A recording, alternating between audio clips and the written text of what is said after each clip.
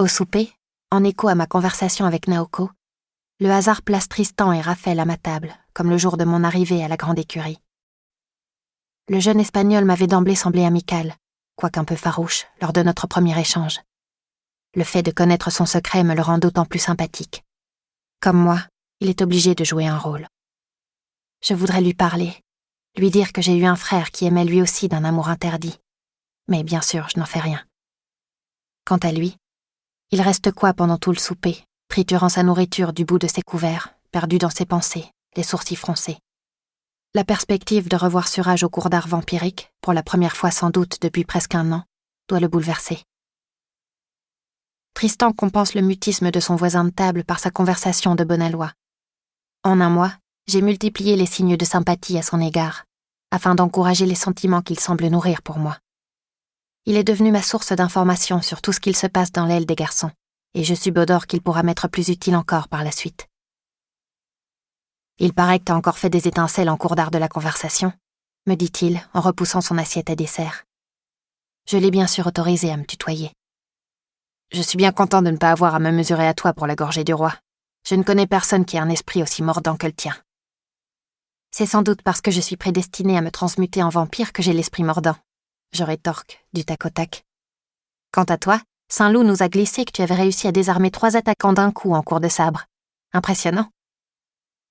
Ses yeux bleus me semblent briller un peu plus fort à ce compliment calculé, mais aussi mérité. De la même manière que je figure dans le peloton de tête des filles, Tristan caracole en tête des classements des garçons. C'est d'autant plus ironique que la cour nous révulse l'un et l'autre, et qu'il ne concourt à la gorgée du roi que pour complaire à sa mère. Une femme de tête, semble-t-il, aussi autoritaire que l'était ma propre mère. J'ai peut-être mes chances, concède-t-il modestement. Sauf en art équestre, où le petit caballero nous bat tous à plate couture. Les Espagnols sont les maîtres du dressage, c'est bien connu, et Raphaël est leur maître à tous. Il donne un coup de coude à son voisin, mais celui-ci ne se déride guère. Pour Raphaël, la gorgée du roi n'a rien d'une course aux honneurs. C'est l'ultime tentative de se raccrocher à un amour perdu.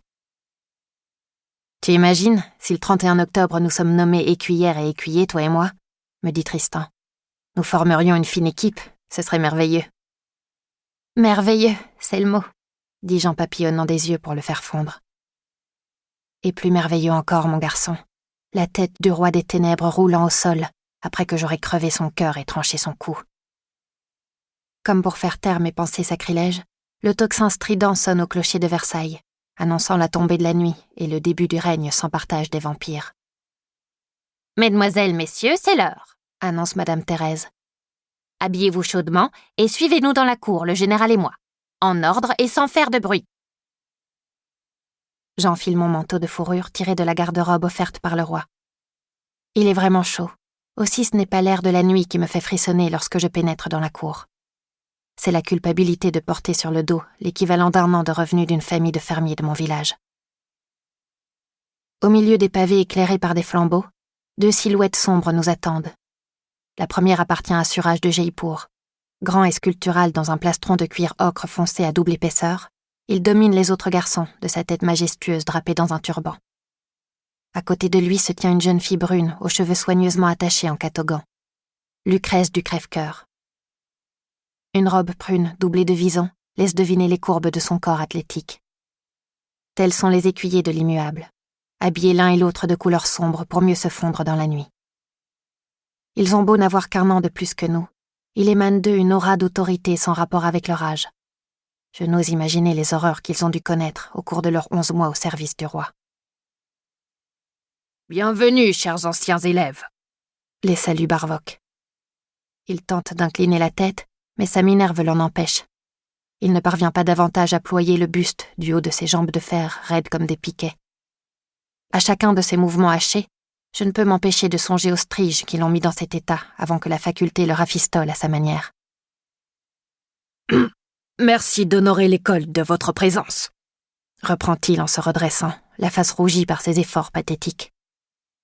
Il examine les nouveaux venus avec fierté, comme s'il passait en revue les meilleurs éléments de ses troupes. « Vous, mademoiselle du crève-cœur, j'ai entendu dire que le roi vous avait envoyé le représenter en Normandie cet été, avec un bataillon chargé de mater une jacquerie de paysans. »« Des pêcheurs, mon général. Le reprend la brune écuyère, d'une voix claire comme un éclat de glace, couleur de ses yeux. Ces cuistres osaient protester contre la gabelle, l'impôt sur le sel. Ils prétendaient avoir besoin de sel pour conserver le poisson pendant les longs mois d'hiver, quand le climat leur interdit de pêcher. « Protester, en voilà de mauvaises manières », s'indigne le militaire. « Nous les avons corrigés à coups de fouet et de griffes », déclare Lucrèce. Elle lève le bras droit, projetant un dangereux éclat. Je crois un instant que sa main a été remplacée par une prothèse métallique, semblable à celle de Barvock. Mais non. Elle porte un gantelet de fer ouvragé, prolongeant chacun de ses doigts d'une longue griffe crochue. On dirait des serres. Je comprends soudain pourquoi Naoko me l'a décrite comme une furie féroce, du nom de ces divinités antiques de la vengeance, mi-femme, mi-rapace. J'ai moi-même versé leur précieux sel sur leurs plaies ouvertes, ose-t-elle se vanter.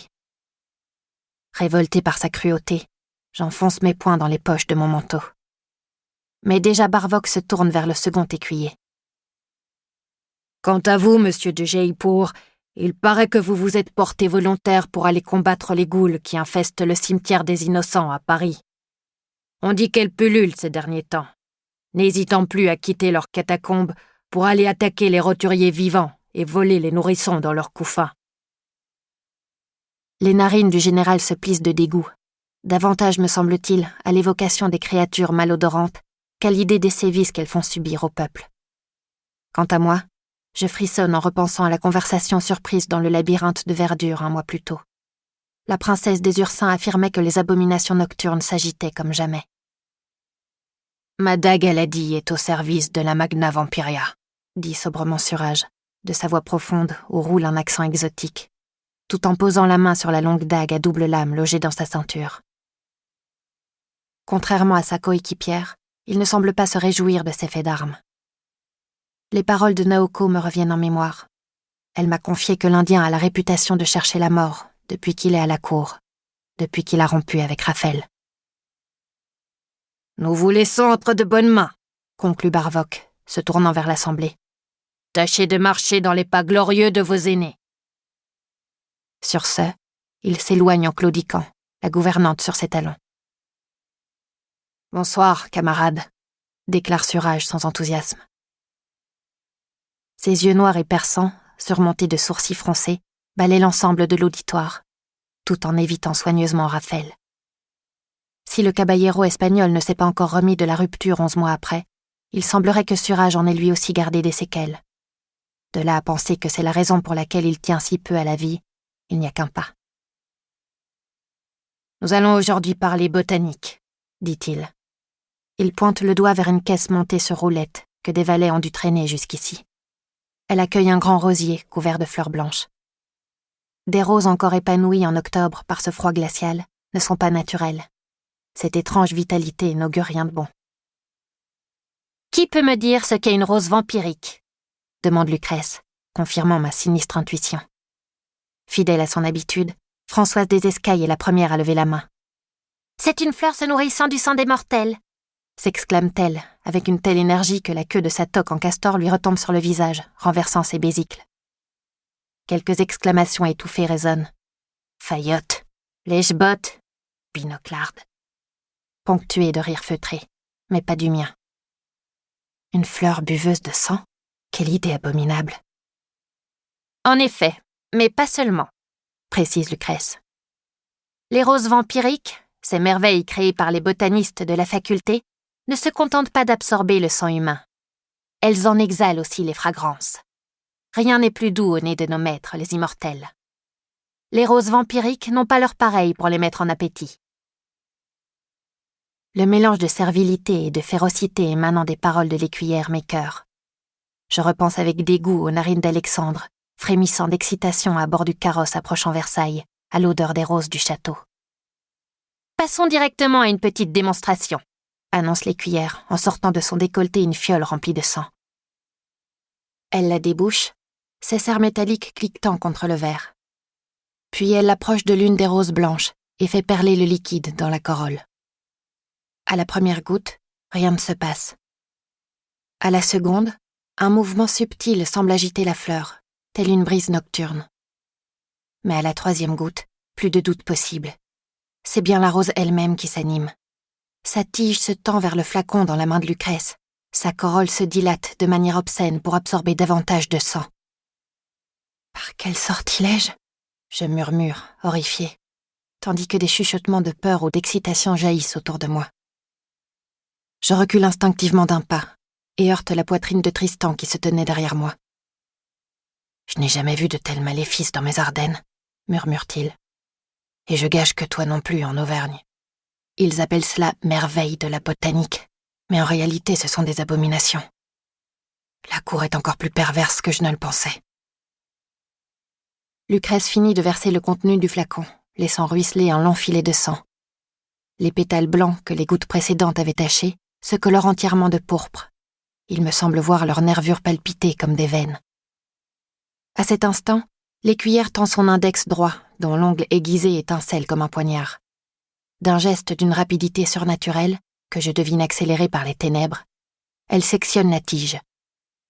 La rose se débat un instant dans sa main, envoyant des gouttes de sang dans les airs. On dirait la queue d'un lézard après qu'on l'a coupé, odieuse hybridation entre le règne végétal et le règne animal. « Santé !» ordonne Lucrèce en brandissant la rose devant l'assemblée. Un puissant effluve métallique me monte au nez, ravivant le plus douloureux souvenir de mon existence. Dans un affreux précipité, j'ai l'impression de me retrouver chez moi, dans la salle à manger aux tomates gorgées de sang de ma famille. Incapable de supporter cette odeur odieuse un instant de plus, sentant la migraine me gagner, je plaque la manche de ma robe contre mon nez. « Vous !» s'exclame Lucrèce, d'une voix habituée à commander. « Venez là, et ôtez cette manche de votre visage. » Tous les regards sur moi, je suis bien obligée de m'exécuter. Mais je me mets à respirer par la bouche pour ne pas sentir l'odeur du sang. « Comment vous appelez-vous » me demande sèchement l'écuyère. « Diade de Gestefrisch pour vous servir. » Je lui réponds, d'une voix enrhumée à cause de mon nez bloqué. « Mais oui, je vous reconnais, » murmure-t-elle, en relevant son menton pointu. « Vous êtes celle qui s'est introduite dans les jardins royaux le mois dernier. Le roi vous a pardonné votre outrecuidance, mais ce n'est pas une raison pour faire de l'impolitesse votre règle de vie. Barvoq ne vous a-t-il donc pas appris qu'il ne fallait jamais manifester le moindre dégoût devant les mœurs de l'aristocratie vampirique ? Donnez-moi votre main. » « Baba ? » « Je viens de faire la démonstration de l'arrosage au flacon. Il faut maintenant montrer à vos camarades comment on arrose in vivo, avec un mortel prêt à saigner. » Un sourire sadique se dessine sur les lèvres fines de l'écuyère. Lorsque l'on apporte une proie à un immortel, c'est le meilleur moyen d'en révéler le bouquet pour lui mettre l'eau à la bouche. Mais attention, les roses vampiriques réagissent plus vivement au sang frais qu'au sang en bouteille. Aussi faut-il agir avec doigté. Rapide comme l'éclair, elle m'attrape le poignet à travers la manche de mon manteau de fourrure et me tire brusquement à elle. Avant que j'aie le temps de dire ouf, elle fend ma paume de la pointe de son ongle de métal. « Aïe !» je hurle, oubliant de respirer par la bouche. « Ce n'est rien qu'une égratignure, » gronde-t-elle. « Tenez-vous tranquille, si vous ne voulez pas que le rosier vous arrache un doigt. » Avec horreur, je vois le buisson entier se mettre à trembler, les fleurs du mal se tendant vers moi en frémissant d'excitation. Des sarments couverts d'épines se déploient tels des tentacules. De sa poigne de fer, Lucrèce me maintient juste au-dessus du rosier assoiffé, de manière à ce que mon sang coule uniquement dans la rose la plus proche. Les pétales claquent à quelques centimètres de ma paume écorchée, tels les becs d'une immonde nichée d'oisillon affamé. « Assez !» décrète l'écuyère, dès que la rose blanche s'est entièrement empourprée. Elle me rejette brutalement vers le groupe, Tristan me réceptionnant de justesse dans ses bras. Puis elle sectionne la tige vibrante et exhibe la monstrueuse rose coupée, exhalant un parfum capiteux, celui de mon propre sang, amplifié à s'empamer. « À vous autres de jouer maintenant », annonce Surage, sortant du silence qu'il a observé pendant toute la démonstration. « Mettez-vous 2 par 2 et que chaque paire arrose une fleur différente. » Je serre mon poing pour arrêter le saignement, tremblante de peur et de colère. « Je crois que tu as assez donné pour ce soir, » murmure Tristan dans mon cou. « Si tu veux, je serai ton partenaire.